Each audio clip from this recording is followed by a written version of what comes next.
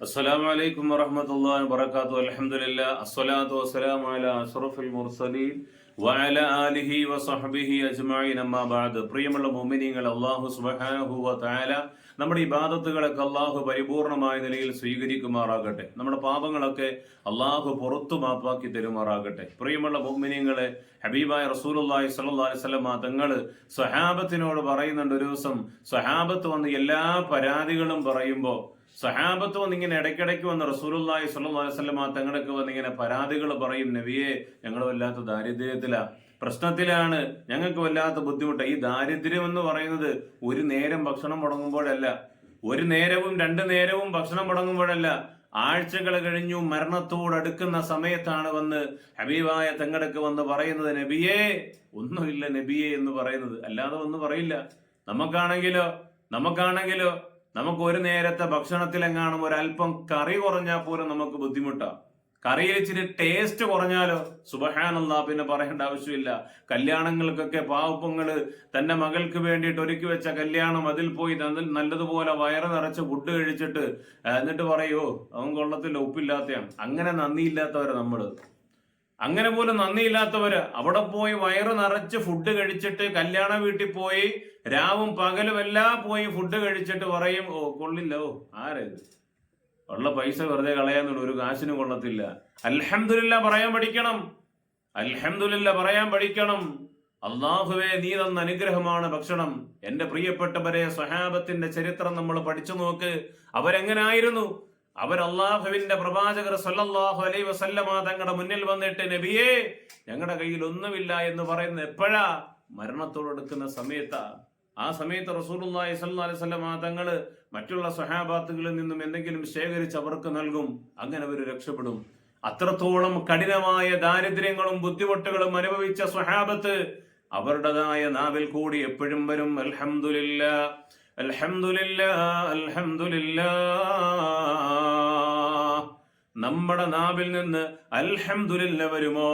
മൂക്ക് മുട്ട നമ്മൾ തിന്നാലും, വയറ് നല്ലതുപോലെ നിറഞ്ഞിരുന്നാലും, നല്ല നല്ല ജ്യൂസുകളും ഫ്രൂട്ട്സുകളും നമ്മൾ കഴിച്ചാലും നമ്മുടെ നാവ് കൊണ്ട് അൽഹംദുലില്ലാ നമ്മൾ പറയാറുണ്ടോ?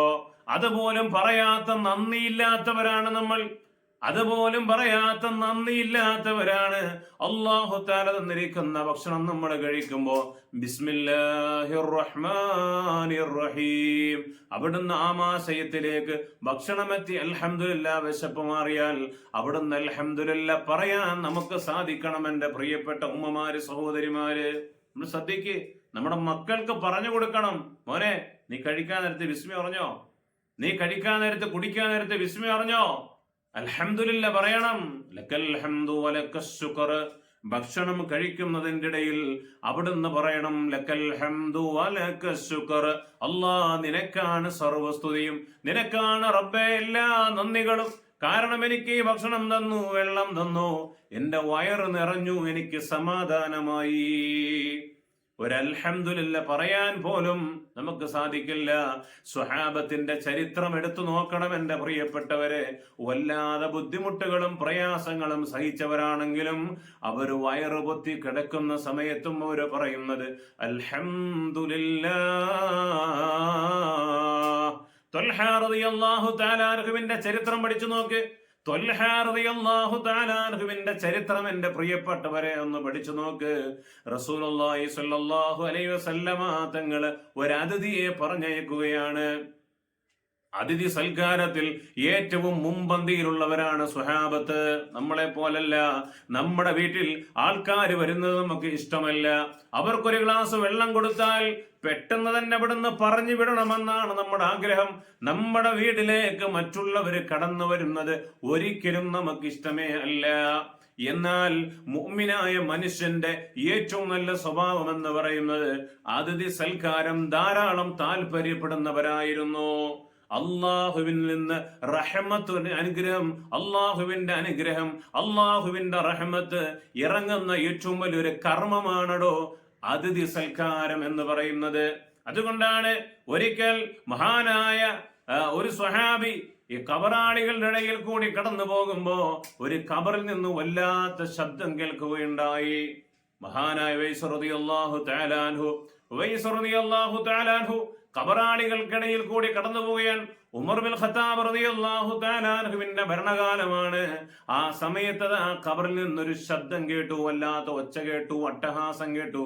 അല്ലാഹു തർഹമനീ,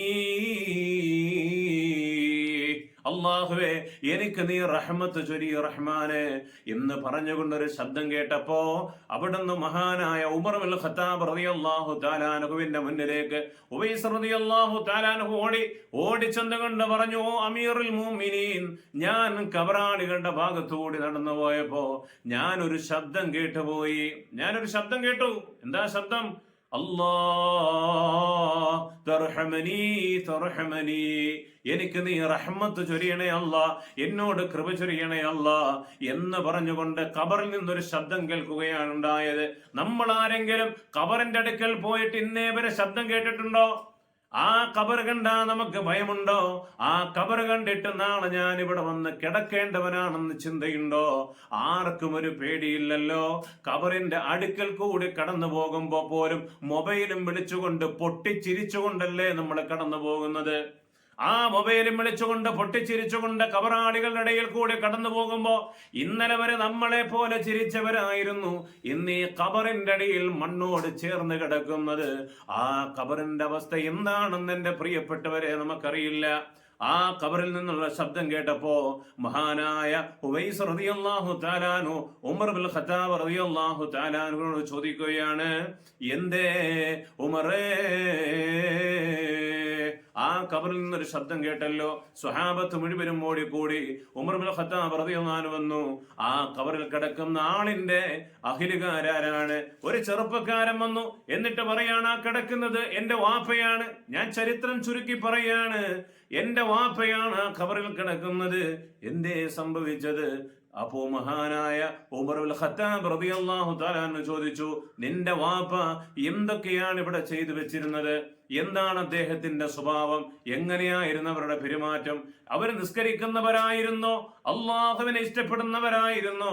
മഹാനായ ഉമർ ബിൻ ഖത്താബ് റളിയല്ലാഹു തആല അവിടുന്ന് ചോദിക്കുമ്പോ ആ ചെറുപ്പക്കാരൻ പറഞ്ഞു, അമീറുൽ മുഅ്മിനീൻ, എന്റെ വാപ്പ നിസ്കരിക്കുന്നവരാണ്, ഇബാദത്തുകൾ ചെയ്യുന്നവരാണ്, ദിക്റുകൾ ചെയ്യുന്നവരാണ്, എല്ലാ അമലുകളും ചെയ്യുന്നവരാണ്. പക്ഷേ എന്റെ വാപ്പാന്റെ ഒരു സ്വഭാവം എന്ന് പറയുന്നത് അതിഥികളെ സൽക്കരിക്കാൻ മടിയുള്ള ഒരാളായിരുന്നു. ഇത് മാത്രമാണ് എന്റെ വാപ്പാന്റെ കുറവായി ഞാൻ കാണുന്നത്. മഹാനായ ഉമർ ബിൻ ഖത്താബ് റളിയല്ലാഹു തആല അൻഹു അവിടുന്ന് അത്ഭുതപ്പെട്ടു പോവുകയാണ്. ഒരു മുഅ്മിനായ മനുഷ്യന്റെ അടയാളം അല്ലാഹുവിന്റെ റഹ്മത്തുണ്ടാകണോ? എന്റെ ശബ്ദം ശ്രവിക്കുന്ന ഉമ്മമാരെ, സഹോദരിമാരോട് എനിക്ക് പറയാനുള്ളത്, നമ്മുടേതായ അതിഥി സൽക്കാരം അള്ളാഹു സ്വീകരിക്കുന്നതാണ്. ത്വൽഹ റളിയല്ലാഹു തആല അൻഹുവിന്റെ ചരിത്രം അതാ പറയുന്നത്. റസൂലുള്ളാഹി തങ്ങള് ഒരു മനുഷ്യനെ അതാ ത്വൽഹ റളിയല്ലാഹു തആല അൻഹുവിന്റെ വീട്ടിലേക്ക് അയക്കുകയാണ്. അവിടുന്ന് സ്വീകരിച്ചുകൊണ്ട് വീട്ടിലേക്ക് പോയി.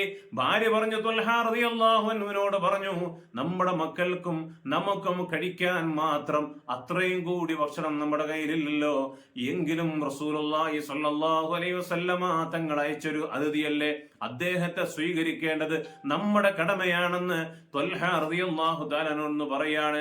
അങ്ങനെ അവര് കഴിക്കാൻ വേണ്ടിയിരുന്നു. മക്കളെ കിടത്തി ഉറക്കി. മക്കളെ കരഞ്ഞ് കരഞ്ഞ് കരഞ്ഞ് കിടന്നുറങ്ങി. എന്നിട്ടും ആ അതിഥിയെ സൽക്കരിക്കുകയാണ്. ഭക്ഷണം എടുത്ത് വിളമ്പി വെച്ചു. ആ അതിഥിക്ക് മാത്രം കഴിക്കാനുള്ളതായ ഭക്ഷണമേ ഉള്ളൂ. എന്നാലും എല്ലാവരും കൂടിയിരുന്നു. നടുക്കു വിളക്ക് വെച്ച് പ്രകാശിപ്പിച്ചു. ആ പ്രകാശത്തിന്റെ വെട്ടത്തിലാണ് ഇരുന്നു കൊണ്ട് കഴിക്കുന്നത്. ഉടനെ ആ ഭക്ഷണം ഇങ്ങനെ കഴിക്കാൻ തുടങ്ങി. ബിസ്മില്ലാഹിർ റഹ്മാനിർ റഹീം എന്ന് പറഞ്ഞുകൊണ്ട് ഭക്ഷണം അവിടുന്ന് കഴിക്കുമ്പോ മഹാനായ ത്വൽഹ റളിയല്ലാഹു തആല അൻഹു ആ വിളക്കങ്ങ് അണയ്ക്കുകയാണ്. വിളക്കണച്ചു. പിന്നീട് ഭക്ഷണം കഴിച്ചതിന് ശേഷമാണ് വിളക്ക് കത്തിക്കുന്നത്. ആ അതിഥി അവിടുന്ന് ചോദിക്കുന്നു, വിളക്കണഞ്ഞു പോയല്ലോ. ത്വൽഹ റളിയല്ലാഹു അൻഹു ചോദിക്കാണ്, നിങ്ങളുടെ വയറ് നിറഞ്ഞോ? അതേ, എന്റെ വിശപ്പ് മാറി, അൽഹംദുലില്ലാ, സുഖമായിട്ട് കിടന്നുറങ്ങി. പിറ്റേ ദിവസം റസൂലുള്ളാഹി സ്വല്ലല്ലാഹു അലൈഹി വസല്ലമ തങ്ങളുടെ മുന്നിലേക്ക് ത്വൽഹ റളിയല്ലാഹു തആല അൻഹു വന്നപ്പോ ഹബീബായ തങ്ങൾ പൊട്ടിക്കരഞ്ഞിട്ട് ത്വൽഹ റളിയല്ലാഹു തആല അൻഹുവിനെ ചേർത്ത് പിടിച്ചുകൊണ്ട് പറയുന്നു, ത്വൽഹ ഇന്നലത്തെ നിങ്ങളുടെ അതിഥി സൽക്കാരം വാനലോകത്തെ കരയിപ്പിച്ചു പോയി ത്വൽഹ. ഇന്നലത്തെ നിങ്ങളുടെ അതിഥി സൽക്കാരം വാനലോകത്തുള്ള മലായിക്കത്തുകൾ പോലും കരഞ്ഞുപോയി, അവര് പോലും കരഞ്ഞുപോയി. അള്ളാഹു വല്ലാതെ സ്വീകരിച്ചു പോയി ത്വൽഹ എന്ന് മഹാനായ ഹബീബുനാ നബി മുഹമ്മദ് മുസ്തഫ. അത്രയും അള്ളാഹുവിന്റെ കാരുണ്യമാണ്. അള്ളാഹുവിന്റെ കാരുണ്യം നമുക്ക് ലഭിക്കുന്ന ഏറ്റവും വലിയൊരു കാര്യം അതിഥി സൽക്കാരമാണ്. രണ്ടാമതായിട്ട് അള്ളാഹുവിനോട് ഇസ്തിഗ്ഫാറുകൾ ധാരാളമായി ചൊല്ലാൻ സാധിക്കണം. അസ്തഗ്ഫിറുല്ലാഹൽ അദീം, അസ്തഗ്ഫിറുല്ലാഹൽ അദീം, അസ്തഗ്ഫിറുല്ലാഹൽ അദീം. ബുദ്ധിമുട്ടുകളും പ്രയാസങ്ങളും പറഞ്ഞുകൊണ്ടുവരുന്ന സ്വഹാബത്തിന്റെ അടുക്കൽ ഹബീബായ തങ്ങൾ അവിടുന്ന് പറയുന്നു, നിങ്ങൾക്ക് അല്ലാഹു സൗഭാഗ്യങ്ങൾ തരാൻ, നിങ്ങളുടെ വിശപ്പ് മാറ്റാൻ, നിങ്ങളുടെ പ്രശ്നങ്ങൾ മാറ്റാൻ ധാരാളം ഇസ്തിഗ്ഫാറുകൾ ചൊല്ലണേ സ്വഹാബ.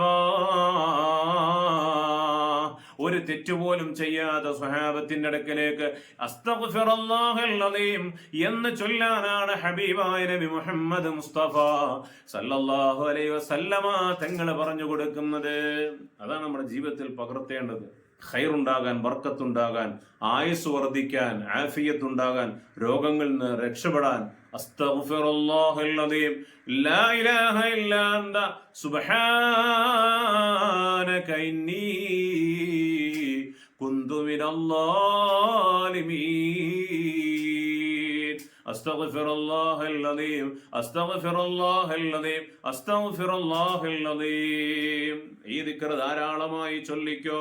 എന്റെ പ്രിയപ്പെട്ട ഉമ്മമാരെ, എന്റെ പ്രിയപ്പെട്ട സഹോദരിമാരെ, നിങ്ങൾ ഏത് വിഷമഘട്ടങ്ങളിലാണെങ്കിലും ഈ ഇസ്തിഗ്ഫാറുകൾ ധാരാളമായി ചൊല്ലി അല്ലാഹുവിന് വേണ്ടിയിട്ട് 2 റക്അത്ത് നിസ്കരിച്ചിട്ട് നിങ്ങൾ ദുആ ചെയ്യ്. നിങ്ങളുടെ ഏതൊരു കാര്യങ്ങളും അല്ലാഹു സഫലീകരിച്ചു തരുമെന്ന് ഹബീബായ നബി മുഹമ്മദ് മുസ്തഫ സല്ലല്ലാഹു അലൈഹി വസല്ലം. അല്ലാഹു നമുക്ക് ഈമാൻ നൽകി അനുഗ്രഹിക്കുമാറാകട്ടെ. നമ്മുടെ ഇബാദത്തുകളൊക്കെ അള്ളാഹു കബൂലാക്കുമാറാകട്ടെ. അള്ളാഹു നമ്മുടെ ജീവിതം ദുനിയാവും ആഖിറത്തിലും ജീവിതം അള്ളാഹു ഖൈറിലും സന്തോഷത്തിലുമാക്കി തരുമാറാകട്ടെ. നമ്മൾ മൺമറഞ്ഞു പോയ നമ്മുടെ മാതാപിതാക്കൾ, കുടുംബാദികൾ, മക്കള്, ഭാര്യ, നമ്മുടെ ഭർത്താവ്, അങ്ങനെ ഒരുപാട് ആൾക്കാർ അള്ളാഹു അവർക്കെല്ലാം മഗ്ഫിറത്തും റഹ്മത്തും നൽകി അനുഗ്രഹിക്കുമാറാകട്ടെ. ആമീൻ യാ റബ്ബൽ ആലമീൻ. അസ്സലാമു അലൈക്കും വറഹ്മത്തുള്ളാഹി വബറകാതുഹു.